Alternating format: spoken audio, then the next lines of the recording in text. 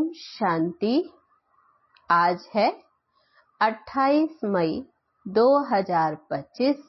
बाप दादा के मधुर महावाक्य। बाबा कहते, मीठे बच्चे, अभी ड्रामा का चक्र पूरा होता है। तुम्हें शीरखंड बनकर नई दुनिया में आना है। वहां सब शीरखंड है, यहाँ लून पानी है। प्रश्न है, तुम त्रिनेत्री बच्चे किस नॉलेज को जानकर त्रिकालदर्शी बन गए हो? उत्तर है, तुम्हें अभी सारे वर्ल्ड की हिस्ट्री ज्योग्राफी की नॉलेज मिली है। सतयुग से लेकर कलयुग अंत तक की हिस्ट्री ज्योग्राफी तुम जानते हो। तुम्हें ज्ञान का तीसरा नेत्र मिला है कि आत्मा एक शरीर छोड़ दूसरा लेती है। संस्कार आत्मा में है।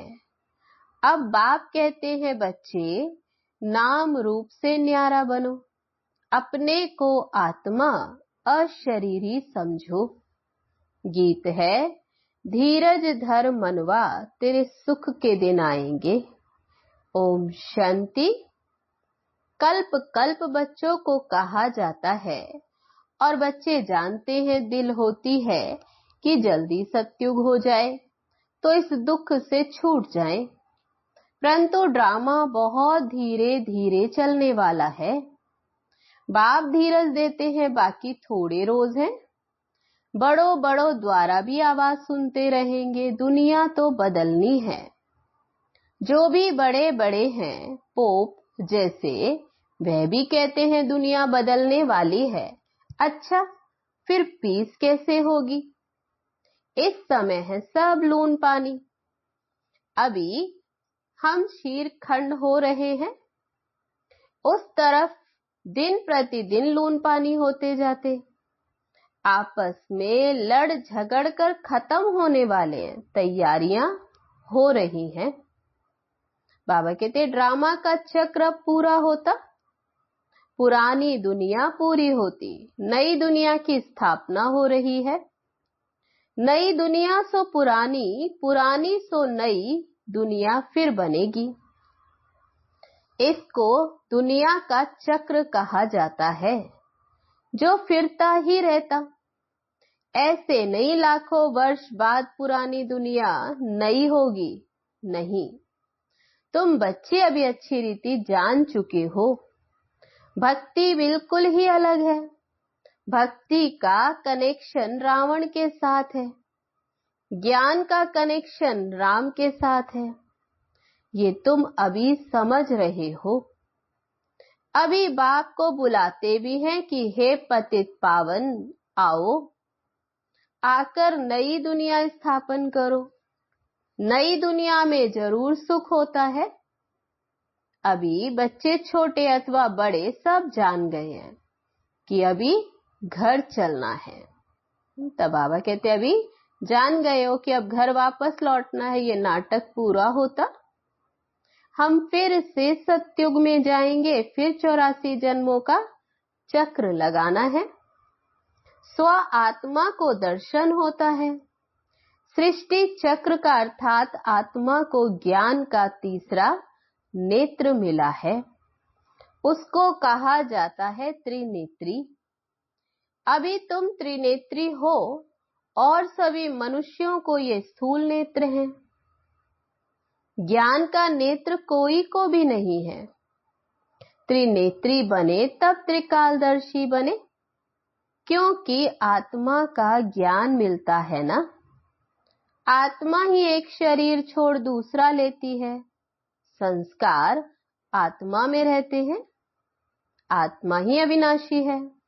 अब बाप कहते हैं, नाम रूप से न्यारा बनो, अपने को अशरीरी समझो, देह नहीं समझो।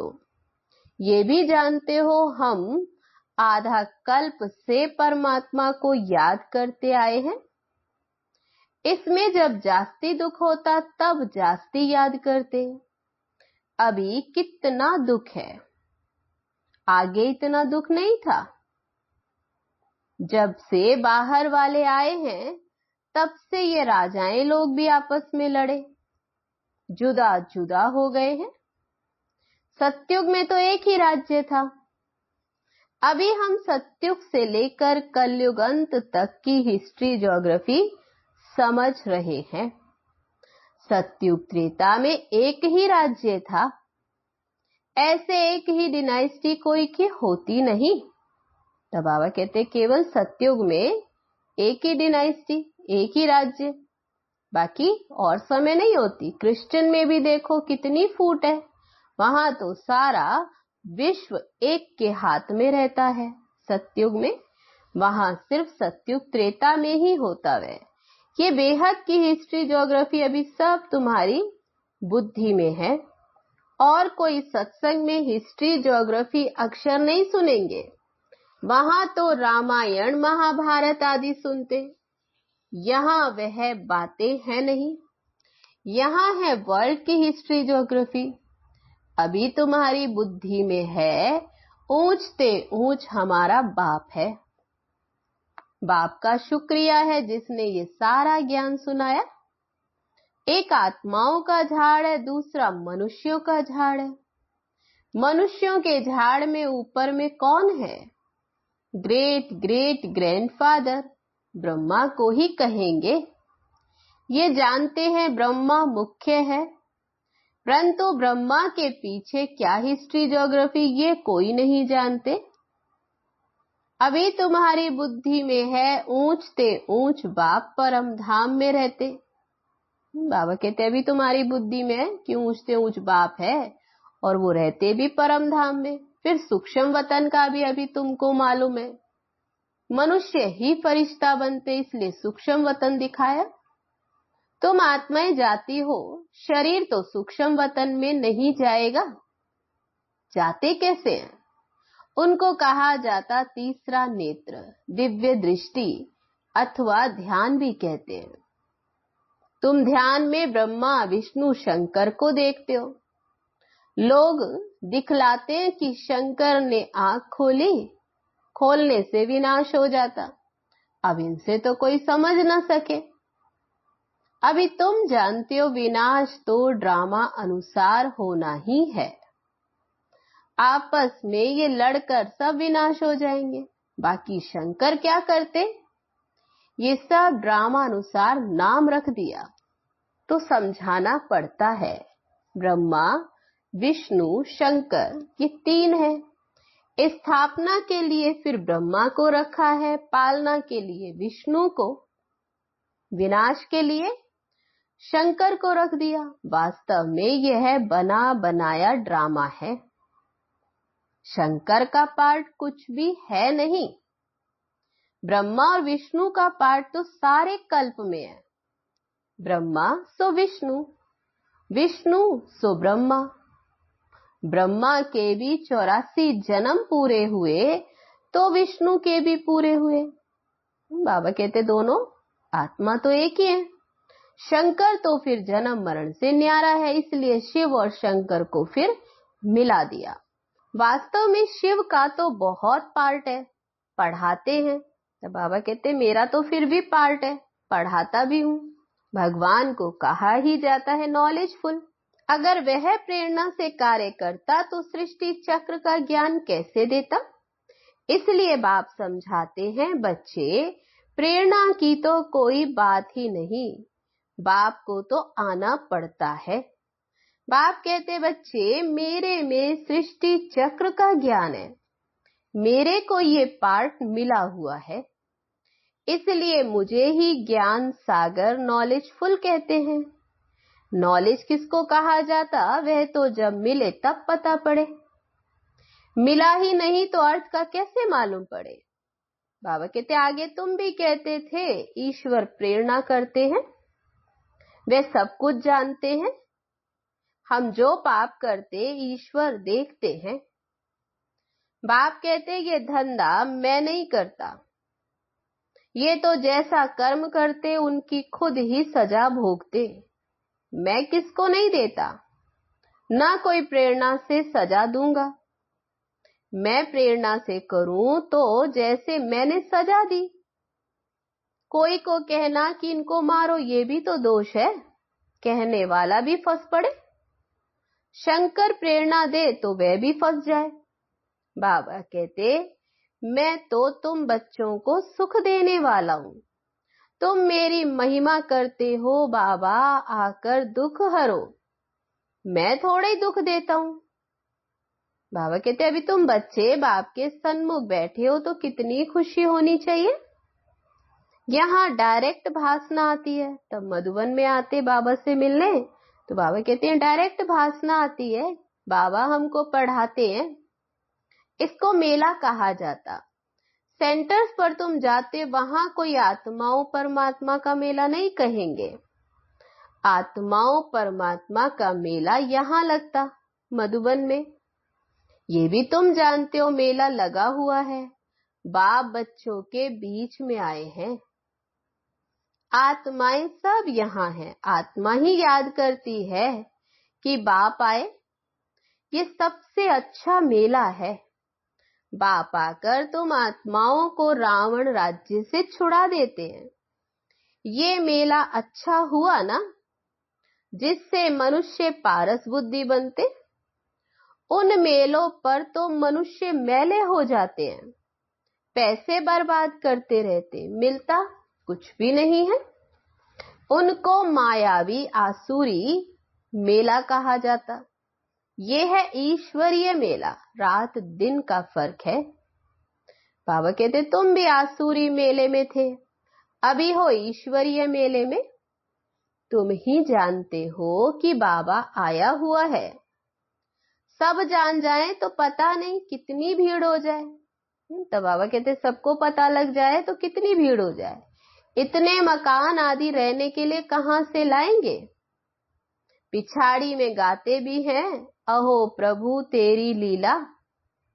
कौन सी लीला?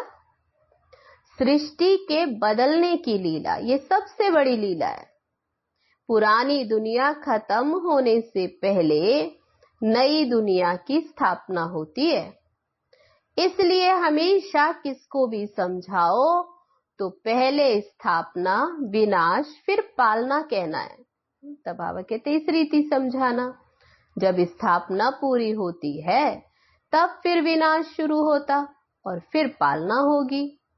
तो तुम बच्चों को ये खुशी रहती है, हम स्वदर्शन चक्रधारी ब्राह्मण हैं, फिर हम चक्रवर्ती राजा बनते। ये और कोई को पता नहीं इन देवताओं का राज्य कहां गया, नाम निशानी गुम हो गया। देवता के बदले अपने को हिंदू कह देते। हिंदुस्तान में रहने वाले हिंदू हैं। लक्ष्मी नारायण को तो ऐसे कभी भी नहीं कहेंगे, उन्हों को तो देवता कहा जाता है। तो बाबा कहते अब इस मेले में ड्रामा अनुसार तुम आए हो। ये ड्रामा में नूंद है, धीरे धीरे वृद्धि होती जाएगी। तुम्हारा जो कुछ पार्ट चल रहा है ये फिर कल्प बाद चलेगा।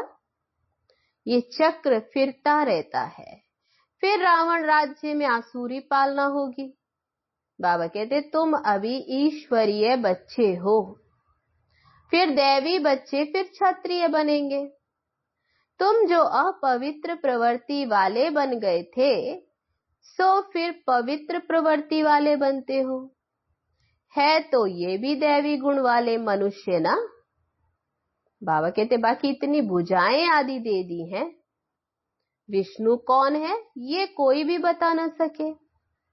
महालक्ष्मी की भी पूजा करते। जगत अम्बा से कभी धन नहीं मांगते। धन जास्ती मिल गया तो कहेंगे लक्ष्मी की पूजा की है, इसलिए उसने ये भंडारा भर दिया। यहां तो तुम जगत अम्बा से पा रहे हो, परम पिता परमात्मा शिव द्वारा। देने वाला वह है।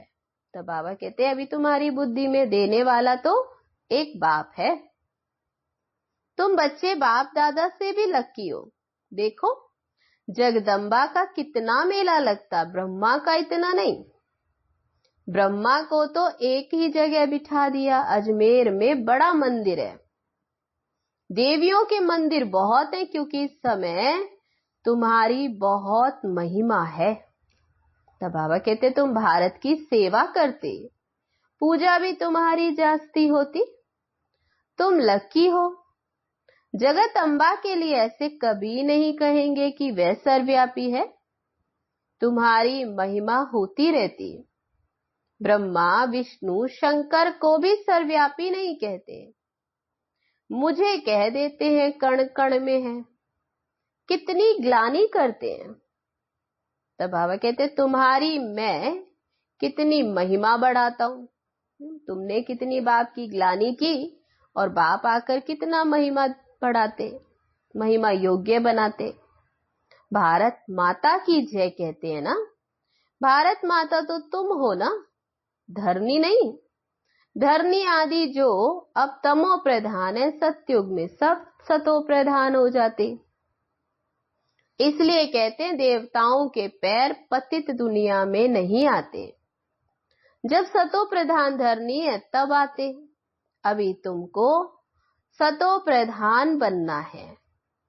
श्रीमत पर चलते बाप को याद करते रहेंगे तो ऊंच पद पाएंगे। बाबा कहते ख्याल रखना है, याद करेंगे तो विकर्म विनाश होंगे। श्रीमत मिलती रहती है। सतयुग में तो तुम्हारी आत्मा पवित्र कंचन हो जाती है, तो शरीर भी कंचन मिलता है। सोने में खाद पड़ती है तो फिर जेवर भी ऐसा बनता। बाबा कहते हैं आत्मा झूठी तो शरीर भी झूठा। खाद पड़ने से सोने का मूल्य भी कम हो जाता है ना। तुम्हारा मूल्य अब कुछ भी नहीं है। पहले तुम विश्व के मालिक 24 कैरेट थे, अभी 9 कैरेट रहेंगे। बाबा कहते इस समय 9 कैरेट। ये बाप बच्चों से रूरिहान करते, बच्चों को बैठ बहलाते। जो तुम सुनते सुनते फिर चेंज हो जाते हो, मनुष्य से देवता बन जाते हो। वहां हीरे जवाहरातों के महल होंगे, स्वर्ग तो फिर क्या। बाबा कहते वहां के सुबीरस आदि भी तुम पी कर आते हो। वहां के फल ही इतने बड़े बड़े होते, यहाँ तो वे मिल ना सके। सूक्ष्म वतन में तो कुछ है नहीं, तब सूक्ष्म वतन में दिखाते। तब बाबा कहते वहां तो कुछ नहीं है। अभी तुम प्रैक्टिकल में जाते हो। ये है आत्मा और परमात्मा का मेला। इनसे ही तुम उज्जवल बनते हो। तुम बच्चे जब यहाँ आते हो तो फ्री हो। मधुबन में आते बाबा के पास, बाबा के घर में, बाबा कहते यहाँ फ्री हो, घर बार धंधे आदि का कोई फुरना नहीं। तो यहाँ तुमको याद की यात्रा में रहने का अच्छा चांस है। वहां तो घर घाट आदि याद आता रहेगा, यहाँ तो कुछ है नहीं। रात के 2 बजे उठकर यहाँ बैठ जाओ। सेंटर्स पर तो रात को तुम जा नहीं सकते, यहाँ तो ये सहज है। शिव बाबा की याद में आकर बैठो और कोई भी याद ना आए, यहाँ तुमको मदद भी मिलेगी। तो बाबा कहते सवेरे सो जाओ, जल्दी सो जाओ, फिर सवेरे उठो। 3 से 5 तक आकर बैठो। तब बाबा ने कहा सुबह जल्दी जगो, सुबह 3 बजे से 5 बजे तक बैठो, बाबा भी आ जाएंगे, बच्चे खुश हो जाएंगे। बाबा है योग सिखलाने वाला, ये भी सीखने वाला है। तो ब्रह्मा बाबा ये भी सीखने वाले हैं। तो दोनों बाप और दादा आ जाएंगे। फिर यहाँ और वहां योग में बैठने का फर्क का भी पता पड़ जाएगा। बाबा कहते वह भी पता पड़ेगा। यहाँ कुछ भी याद नहीं पड़ेगा, इसमें फायदा बहुत है। तब मधुबन में बैठ बाबा को याद करते, बाबा कहते यहाँ और कुछ याद नहीं पड़ेगा, बहुत फायदा है। बाबा तो राय देते हैं, ये बहुत अच्छा हो सकता है। अब देखें बच्चे उठ सकते हैं। कईयों को सवेरे उठने का अभ्यास है, तुम्हारा सन्यास है। तब बाबा कहते तुम्हारा सन्यास है 5 विकारों का और वैराग्य है सारी पुरानी दुनिया से। अच्छा, मीठे मीठे सिकी लदे बच्चों प्रति माता पिता बाप दादा का याद प्यार और गुड मॉर्निंग। रूहानी बाप की रूहानी बच्चों को नमस्ते। हम रूहानी बच्चों की रूहानी बाप दादा को नमस्ते नमस्ते। ओम शांति। धारणा के लिए मुख्य सार। पहली पॉइंट, अभी सृष्टि बदलने की लीला चल रही है, इसलिए स्वयं को बदलना है, चीर खंड होकर रहना है। दूसरी पॉइंट, सवेरे उठकर एक बाप की याद में बैठना है, उस समय और कोई भी याद ना आए। पुरानी दुनिया से बेहद का वैरागी बन 5 विकारों का संन्यास करना है। वरदान है आज का, बेहद की स्थिति में स्थित रहे, सेवा के लगाव से न्यारे और प्यारे विश्व सेवाधारी भव। विश्व सेवाधारी अर्थात बेहद की स्थिति में स्थित रहने वाले। ऐसे सेवाधारी सेवा करते हुए भी न्यारे और सदा बाप के प्यारे रहते हैं। सेवा के लगाव में नहीं आते, क्योंकि सेवा का लगाव भी सोने की जंजीरें हैं। ये बंधन बेहद से हद में ले आता है। इसलिए देह की स्मृति से, ईश्वरीय संबंध से, सेवा के साधनों के लगाव से न्यारे और बाप के प्यारे बनो, तो विश्व सेवाधारी का वरदान प्राप्त हो जाएगा और सदा सफलता मिलती रहेगी। स्लोगन है आज का, व्यर्थ संकल्पों को 1 सेकंड में स्टॉप करने की रिहर्सल करो तो शक्तिशाली बन जाएंगे। अब है आज के लिए अव्यक्त इशारा, रूहानी रॉयल्टी और प्योरिटी की पर्सनैलिटी धारण करो। आप सबकी पहली प्रवृत्ति है अपनी देह की प्रवृत्ति, फिर है देह के संबंध की प्रवृत्ति।